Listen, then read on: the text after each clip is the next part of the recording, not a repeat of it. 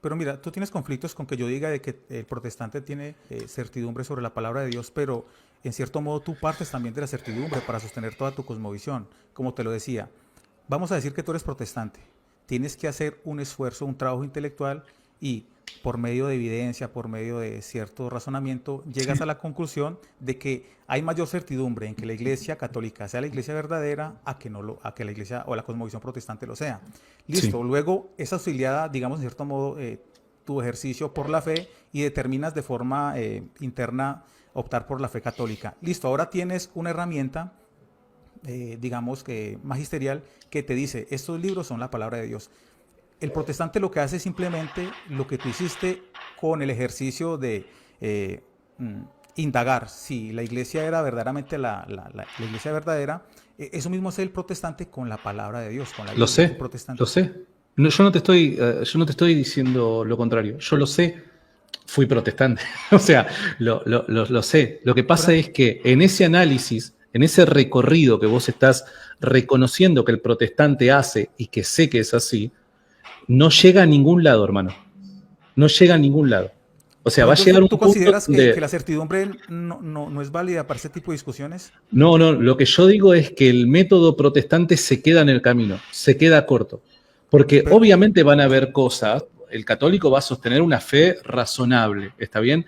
Dios te ofrece razones para que esas razones en armonía con la fe te puedan de alguna manera satisfacer intelectualmente y te dé paz interna de que estás en el camino correcto, ¿no? Aunque el cristianismo es fe. Ahora, vos llega un punto en ese análisis en el que te vas a quedar en el camino y no vas a poder asegurar nada respecto a tu fe. Te explico por qué. En definitiva, por dar un ejemplo, vos me decís, bueno, nosotros el recorrido que hacemos es un recorrido razonable, ¿no? Para descubrir cuáles son los libros que forman parte de la palabra de Dios, cuáles son estos libros inspirados. Ok, ujú, ahora el problema es que hay dos grupos de cristianos. Están los católicos y están los protestantes, que afirman cosas distintas respecto al canon. también los ortodoxos, para que lo metamos en el grupo. Hay tres grandes Bueno, grupos. sí, sí, lo que pasa es que cuando hablamos de los ortodoxos parece que hablamos de un bloque y no es así. Entonces, para no ¿Cómo así? equivocarnos, prefiero estos dos grupos, ¿está bien? Aunque pasaría algo parecido con los protestantes, pero al menos en este punto están todos de acuerdo, ¿está bien? El canon bíblico, 66 o 73 libros, ¿está bien? Ujú. Bueno, vos vas a llegar a un punto en donde no vas a poder tirar más allá, vas a plantarte en un tipo de fideísmo, porque no podés demostrar que ni los libros que forman parte de tu Biblia son palabra de Dios, ni los que no forman parte de tu Biblia no sean palabra de Dios. No lo podés demostrar. Yo en última instancia lo que hago es apoyarme en la autoridad de la iglesia, que históricamente tengo razones suficientes para creer de que no solamente fue fundada por Cristo, por ende es una institución divina, sino que además Cristo le dio autoridad y le prometió guiarla en cuanto a la fe para poder ser este sacramento de salvación para las naciones hasta el final de los tiempos. Entonces, tengo buenas razones para creer en la autoridad de la iglesia, ¿se entiende?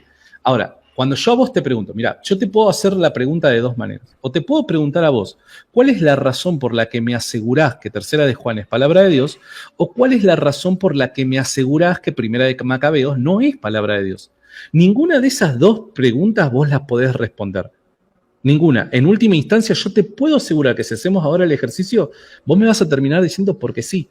Y ahí es donde está el problema, ¿entendés? ¿Por qué? Pero Santi, Acá mira, tengo, y con esto cierro, acá tengo dos grupos.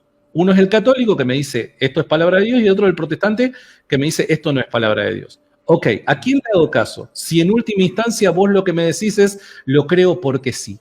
no, ¿Se no, entiende el problema? hay razones de fondo, hay Bueno, razones de mira, fondo. ¿cuáles son aquellas razones por las que vos me podés asegurar que Tercera de Juan es palabra de Dios? No, pongamos otro ejemplo, porque siempre tercera de Juan. Por Bueno, ejemplo, pongamos el porque, final. pero pará, si las razones que vos me podés dar son aplicables a todos los libros, son vinculantes para todos los libros y son evidentes para cualquier persona honesta que busca la verdad, podemos usar cualquier libro. Eso, Usemos cualquiera. Tercera de Juan. No Bien, usemos Daniel, usemos Tercera cualquiera. de Juan. Usemos Usemos Daniel. Tercera de Juan, dale. Usemos cualquiera. Tú dices que es válido Tercera con de Juan, cualquiera. dale. Cualquiera. Tercera de Juan, dale. Pero estás imponiendo un libro. Te pongo el ejemplo de Es Daniel, que, porque pero el final de hermano, Daniel, católico. pero hermano, nuevamente, si tus razones son aplicables a cualquier libro, vos tendrías que darme a mí la oportunidad de elegir el libro, porque tus razones nos llevan a la claridad respecto a cualquier libro. Entonces, déjame proponer a mí el libro. Tercera de Juan. Si tus razones son tan evidentes y vinculantes para todos los libros, bien, vos no deberías tener problema con ningún libro al cual yo te cite. ¿Cuáles son esas razones para Tercera de Juan? No, realmente sí hay más dificultad con unos que otros y la iglesia las ha tenido. Bueno, Además, entonces, bueno, pero si hay mayor dificultad, mi pregunta es la siguiente. Esa dificultad que vos reconoces, ¿te impide a vos asegurar que Tercera de Juan es palabra de Dios? No considero. Entonces que hay dame las buenas razones. No, Entonces dame esas razones que a vos te permiten asegurar que Tercera de Juan es palabra de Dios. Dámelas. No, una razón simple podría ser el argumento filológico. Si tú incluso Dale.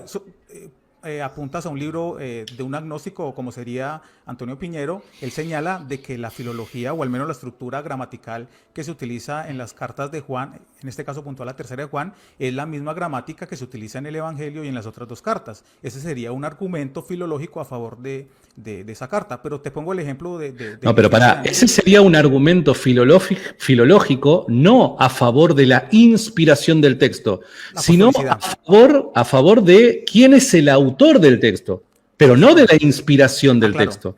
Es que ahí se hila. El argumento es de que uno de los criterios para que un libro sea considerado inspirado o parte del canon es de que tenga un origen apostólico, ¿cierto? Al menos del círculo apostólico. ¿A qué te referís con origen apostólico?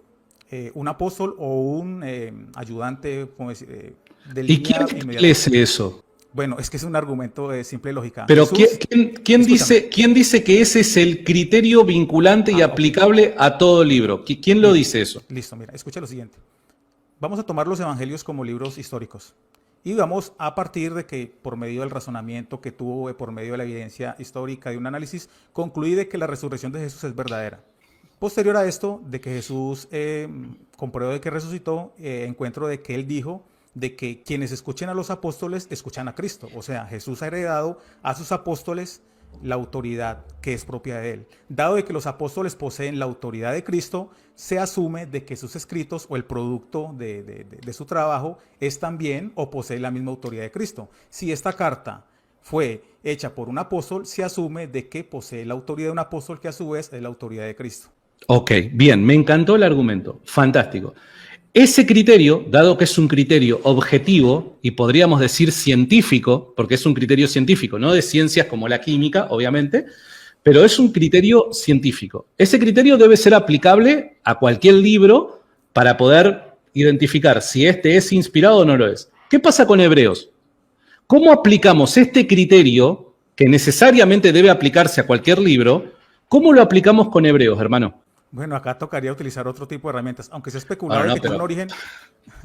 Pero pará. Si vos me vas a traer un criterio, el criterio tiene que ser aplicable a todo libro, porque ese criterio es lo que, junto a otros, va a establecer si el libro es o no es inspirado. Ok, entonces, cuando ese criterio que vos me acabás de describir, fantástico, yo como evangélico también creía en ese criterio.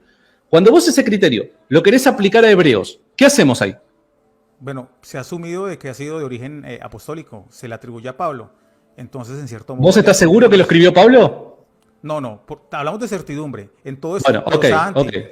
Bueno, pero pará. Si vamos a aplicar ese criterio, el de la apostolicidad, porque los apóstoles tienen autoridad, tenemos necesariamente que saber quién es el autor del libro para saber si el autor del libro tiene esta autoridad de apóstol dada por Jesucristo. Si vos no tenés certeza respecto a quién es el autor del libro de Hebreo, ¿cómo aplicamos ese criterio a Hebreos? Santi, como te lo digo, estás partiendo de un concepto católico, no protestante. Tú no me puedes pedir certidumbre. A la luz a la luz de la tradición, del razonamiento y la experiencia podemos determinar de que ciertos libros tengan al menos un carácter de origen apostólico. En este caso, la catolicidad de Hebreos, al menos en el sentido estricto de la palabra, podríamos hablar de una tradición, se ha sostenido que es de origen apostólico. Entonces, bueno, pero pará, si yo a vos no te puedo pedir certeza, porque el protestante no pretende tener certeza, entonces, este criterio, ¿cuánto debo confiar en él? Porque si vos mismo reconocés que al protestante no se le debe exigir certeza, estos criterios que vos empleás para identificar qué es y qué no es palabra de Dios, ¿cuánto los debería creer? Bueno, acá entra en juego lo que tú llamas razonamiento. La misma certeza que un ateo debería asumir en lo que nosotros sostenemos como argumento a favor de la resurrección de Cristo, son el mismo tipo de argumentos que podríamos sostener a favor de la... ¿por qué no? Te explico, porque en el caso de la resurrección de Cristo, lo que se trata de rastrear es un hecho histórico concreto. En cambio, cuando discutimos el caso de la inspiración del Nuevo Testamento, de cualquier libro del Nuevo Testamento o Antiguo Testamento, lo que estamos discutiendo es la naturaleza del libro. O sea, ¿quién es el autor del libro? Si Dios, creador de los cielos y la tierra, espíritu puro, es autor final del libro. Son discusiones en planos completamente distintos. Uno, mediante metodología histórica, es rastreable la resurrección de Jesús. Ahora, ¿qué metodología humana, qué criterio humano puede utilizarse para rastrear al Dios invisible, espíritu puro, creador del cielo y de la tierra, actuando por medio de los apóstoles para escribir lo que terminan escribiendo los apóstoles? ¿Qué método, qué disciplina? Me perdí un poco, pero como te lo digo, o sea, todo lo que hacemos es aplicar criterios. Fue la misma metodología que utilizaron los judíos a la hora de desarrollar su canon. O sea, los criterios lo que hacen es tener mayor certidumbre sobre ciertos libros. Ejemplo, si un libro en cierto modo pueda considerarse de contradictorio o de un origen no apostólico, pues tendríamos menos certidumbre en comparación con otro tipo de libros. Entonces, pero ese no es mi punto, hermano. Mi punto, o sea, yo voy a reconocer la utilidad de los criterios. La Iglesia históricamente reconoce la utilidad de los criterios. Acá nadie está diciendo de que los criterios no sirven para nada. Yo reconozco la utilidad de los criterios, pero lo que te estoy diciendo es que los criterios aplicados a estos documentos no te permiten tener certeza respecto a la conclusión final tuya. No. Y ese es el problema del protestantismo. ¿No es un problema? ¿Y por qué problema? Sí, porque si yo te digo, ¿estás seguro a partir de estos criterios que la Biblia que tenemos es realmente en cada uno de sus libros Santi, palabra de Dios? Vos no tenés seguridad respecto a eso. Simplemente lo único que haces es, quiero creer que sí. ¿Tú tienes certeza epistémica de que Jesús resucitó? En términos históricos, sí. ¿Tienes alguna metodología que nos puedas compartir hoy acá para que los ateos... En términos históricos, ¿no? Acá apuntamos, porque vos es como que estamos discutiendo litros versus metros, o sea, son medidas completamente distintas. Reitero, en términos históricos, o sea, yo por dar un ejemplo, puedo apelar a historiadores que podés decir, che, ¿estamos seguros que Jesús fue crucificado? Sí, estamos completamente seguros. Ahora, ¿de qué clase de certeza estamos hablando dentro de la disciplina histórica? No estamos hablando del mismo tipo de certeza que podemos llegar a encontrar en la química. Bueno, de la misma manera ocurre en el caso de la naturaleza de estos libros. No estamos hablando del mismo tipo de certeza, porque estamos hablando de cosas que son distintas. ¿Se entiende? No puede servir como analogía. Vos podrías presentar la misma analogía respecto a la sucesión apostólica. Ahí sí, claro. ¿Por qué? Porque la sucesión apostólica es un hecho histórico. Entonces yo tengo que elaborar un caso lo suficientemente fuerte para sostener de que sí, que tengo certeza histórica respecto a la sucesión apostólica. Pero acá estamos hablando de la naturaleza del libro. Es inspirado por el Espíritu Santo. Son dos cosas completamente distintas. Bueno, Santi, el primer argumento que te presenté es de que si los apóstoles verdaderamente recibieron la autoridad de Cristo, se sigue de que sus escritos, los productos que ellos nos han dejado, pues son también igualmente o poseen la autoridad de Cristo. No creo que sea así. ¿Tú consideras que Pablo pudo escribir algo que no era infalible? Sí. ¿Tú consideras que, no sé, Marcos tenga porciones que no sean? No es lo mismo, no es la misma pregunta. No, Una cosa es pensar que Marcos puede contener fragmentos no inspirados, cosa que vos como protestante tenés que decir que sí. Ajá. Yo creo que no. Y otra cosa es creer que alguien, por ser apóstol, necesariamente todo lo que ha escrito tuvo que haber sido inspirado. Son dos preguntas, dos planteos distintos. Respecto al último, no, yo te digo no necesariamente alguien por ser apóstol Sí, tiene María, garantía de en cada una de las cosas que escriba ser inspirado por Dios. perfecto. Entonces, en este caso, la iglesia tiene una autoridad superior al apóstol para determinar cuándo es inspirado y cuándo no es inspirado. Es lo que más o menos se No, seguiría, ¿no? no necesariamente es así la construcción. Lo que el catolicismo va a afirmar es que, mira, te doy un ejemplo, te marco un paralelo. ¿Recordás cuando Cristo le preguntó a los apóstoles, ¿y ustedes quién dicen que soy yo? La respuesta de Pedro, ¿cuál fue? Tú eres el Cristo, el Hijo de Dios viviente. Te hago una pregunta. ¿Existe algún tipo de metodología o criterio para poder, delante del Hijo de Dios, como lo tenían los apóstoles, identificarlo como la segunda persona de la Trinidad? No, es una revelación. No, claro, es revelación. Ahí está, fantástico. O sea, bienaventurado eres, Simón, hijo de Jonás, porque no te lo reveló carne. ¿Por qué? Porque es imposible para el ser humano ver a otro ser humano y definir o identificar si este ser humano es la segunda persona de la Trinidad encarnada o no lo es, o es otro ser humano común y corriente. Es imposible. ¿Hay pistas? Claro que hay pistas. Hay pistas en sus declaraciones, hay pistas en sus milagros, pero no dejan de ser pistas. Nada te asegura. Necesitamos sí o sí el factor del Espíritu Santo en algo o alguien legítimo para garantizarnos la verdad. ¿Se entiende? Vos crees, mira, te doy un ejemplo. Vos crees que Jesús es Dios. ¿Por qué lo crees? Porque la Biblia sí te lo dice. ¿Vos lo crees? ¿Por qué? Por la autoridad de la Escritura. Ok, ¿yo cómo sé otras verdades de fe? Las conozco no solo por la Escritura, sino por la autoridad de la Iglesia que ha sido fundada por la segunda persona de la Trinidad, a quien le ha garantizado la verdad. Entonces, todo termina en una cuestión de autoridad. ¿Y la autoridad última cuál es? Es la persona de Cristo. Es la persona de Cristo. Pero, Ahora, Santi, espera. sí. Bueno, tengo dos preguntas. La primera es, me gustaría que me señalaras, dado de que la iglesia es la encargada, la autoridad legítima, de señalar qué es escritura y qué no es escritura, bueno, qué es palabra de Dios y qué no es palabra de Dios en cuanto a lo textual. Me gustaría que me señalaras cuál es esa versión donde versículo a versículo ya se definió de forma dogmática, esto es palabra y no puede ser controvertido. Esa sería la primera pregunta. La segunda sería... Sí, pará, vamos a una rapidito, porque te soy honesto, acá no tengo el texto como para señalártelo, te soy honesto. Sí sé que, por dar un ejemplo, el problema de estos fragmentos que se discuten se encuentra en el catecismo. Eso sí te lo puedo garantizar. No me acuerdo en qué numeral, te soy honesto, te pido disculpas si querés en otro momento entrar, avísame y te lo busco, pero eso sí se encuentra en el catecismo. Ok, dale, te queda pues la tarea para que lo Dale, realicemos. dale.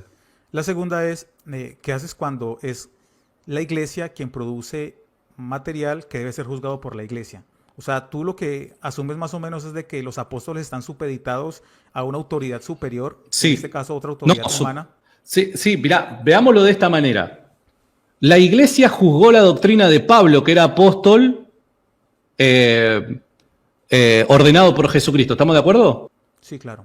Es lo mismo. Es exactamente lo mismo. De la misma manera, mira, prestame atención, de la misma manera que en Hechos capítulo 15, la iglesia juzga la doctrina de Pablo, que había sido ordenado como apóstol por Jesucristo, de la misma manera la iglesia se encarga en juzgar estos documentos escritos por los apóstoles para identificar si son o no palabra de Dios. Bueno, ¿Se entiende el paralelo? Sí, pero es bastante conflictivo. No, porque si la iglesia en el siglo I juzgó la doctrina de un apóstol a quien Jesucristo ordena, se le aparece y ordena, ¿por qué la iglesia no va a poder juzgar los escritos de esos individuos a quienes Cristo se les apareció? Es lo mismo. No, entonces tenemos una autoridad, digamos, subjetiva, porque ellos están... Claro, porque si Pablo no tenía autoridad para enseñar ciertas cosas, digamos que estaba en tela de juicio todo lo que él dijera. O sea, realmente no estaba en tela de juicio. Hay momentos particulares en donde se pone en tela de juicio. Y es ahí en donde aparecen los concilios. Cuando grupos o individuos con cierta influencia ponen en tela de juicio. ¿Se entiende? Fue lo que pasó en el caso de Pablo. Pablo no necesitaba, la doctrina de Pablo no necesitaba ser juzgada hasta que apareció la controversia con los judaizantes. Cuando alguien o grupo de personas pusieron en tela de juicio la doctrina de Pablo, fue ahí que se requirió la autoridad de la iglesia. Pero tú lo has dicho, son otras personas, no alguien, un miembro de la iglesia, una autoridad. Pero los judaizantes hermano, los judaizantes eran miembros de la iglesia. Pero en ese sentido estamos hablando de apóstoles. Habían autoridades superiores en este caso que eran las Bueno, pero autoridades estos judaizantes, por dar un ejemplo, muchos protestantes sostienen que tenían muy probablemente fuerte vínculo con Santiago, quien era el obispo, apóstol y obispo de la iglesia de Jerusalén. Por ende, podríamos creer, y esto es especulación, pero especulación histórica que sostienen los protestantes, podríamos suponer que esto que los judaizantes sostenían era conocido por Santiago. Entonces, cuando surge una controversia de esa forma, porque recordemos que desde el principio la iglesia va creciendo en sabiduría y en conocimiento, el Espíritu Santo va asistiendo de forma continua y progresiva a la iglesia por medio de sus autoridades para conocer la verdad, tal y como lo prometió Cristo. Entonces no podemos obviar este proceso del Espíritu Santo en la iglesia, llevándolos a profundizar en cuanto a la verdad de Cristo. Sí, pero bueno, la verdad ya es bastante conflictivo la cosmovisión que propones, porque incluso tendríamos una iglesia por encima de la autoridad de la Escritura. Pero nuevamente, mira, pero es que tu idea se cae a pedazos y tu fe, si vos te pones a escarbar, también se cae a pedazos, hermano. Con todo respeto te lo digo. Nuevamente, si retomo la pregunta de cómo aplicás el criterio de apostolicidad para legitimar una epístola como palabra de Dios a la carta de los hebreos, vos no tenés que responderme, hermano. Porque no sabés quién escribió la carta de los hebreos. No es el único criterio, Santi. Claro, pero los criterios deben aplicarse a todos. Si no, no pueden ser criterios. Se tienen que aplicar a todos. Por dar un ejemplo, bueno, Lucas. ¿Cómo sabés que Lucas es palabra de Dios? ¿Cómo lo sabes? Claro, yo te hablaba de la apostolicidad, el origen apostólico. Tenemos a un ayudante inmediato, posiblemente de Pedro y de Pablo. Ellos Ok, hablan, bien. ¿Eso no aplica para Primera de Clemente? Tú me preguntas El hecho de que sean cercanos a un apóstol, que hayan conocido a un apóstol, que hayan recibido la doctrina de un apóstol y que hayan sido compañeros de un apóstol, vos decís que es un criterio. Bien, ese criterio también no abriría la discusión de Primera de Clemente. Clemente fue todo esto. Sí, claro. Sí, claro. Y entonces, ¿cómo sabemos que Primera de Clemente no fue palabra de Dios? No, Santi, recuerda, hablamos de certidumbre. Cuando tú comienzas escucha lo siguiente, una cosa es inspiración, otra cosa es canonicidad. Tenemos evidencia de que algunas porciones del libro de Enoc son inspiradas, es más, están contenidas en textos inspirados o que reconocemos como inspirados, pero no se reconoce completamente el libro de Enoc como inspirado. Entonces tenemos que asumir de que hay ciertos criterios, por ejemplo el libro de Enoc no se considera parte de la escritura judía porque fue escrito en teoría por alguien anterior a la revelación escrita que fue... Estoy hablando de Primera de Clemente, hermanito. Tu mismo criterio. El mismo criterio que aplicás a Lucas, yo lo puedo aplicar a Primera de Clemente. Claro, lo puedes considerar inspirado y podrías proponerlo como parte del canon, pero tiene suficiente ¿Y vos estarías abierto a discutirlo? ¿Cómo? ¿Vos estarías abierto a discutirlo? Creo que el argumento tuyo iría a decir, mira, es que acá el Espíritu Pero Santo... pará, ¿vos estarías abierto a discutir a la posibilidad de que Primera de Clemente sea palabra de Dios? Sí, claro. Si tienes suficiente evidencia a favor... ¿Ves que no tenés certeza respecto al cierre del canon? No tenés certeza, porque si estás abierto a discutir la posibilidad de que Primera de Clemente sea palabra de Dios, es porque no estás seguro que tenés el canon cerrado. Para vos existe la posibilidad de que haya un libro inspirado por Dios que no esté acá. Claro, y también existe la posibilidad de que existan versículos que no hagan parte de los textos originales. Pero ¿te das cuenta que entonces vos no tenés seguridad respecto a qué es y qué no es palabra de Dios? Es la misma certeza que tienes sobre la resurrección de Cristo. No es, son materias distintas, hermanito. No, y la misma la existencia de Dios, de que no tengas certeza absoluta, certeza epistémica, eso no te coloca en un vacío existencial. No te estoy diciendo eso, no te estoy diciendo que estás en un vacío existencial, porque crees en Jesucristo, porque crees que Dios inspiró a autores para... No estás en un vacío. No. Simplemente a mí me parece que si tus ideas las llevamos a últimas instancias, tu fe se desmorona, hermano. Por eso yo siempre digo, sin ánimo de ofender, ¿Querés mantener tu fe cristiana viva? Te tenés que hacer católico. Porque en última instancia vos tenés que responder creo porque sí y ya está, aventarte al, bueno, ojalá que tenga razón.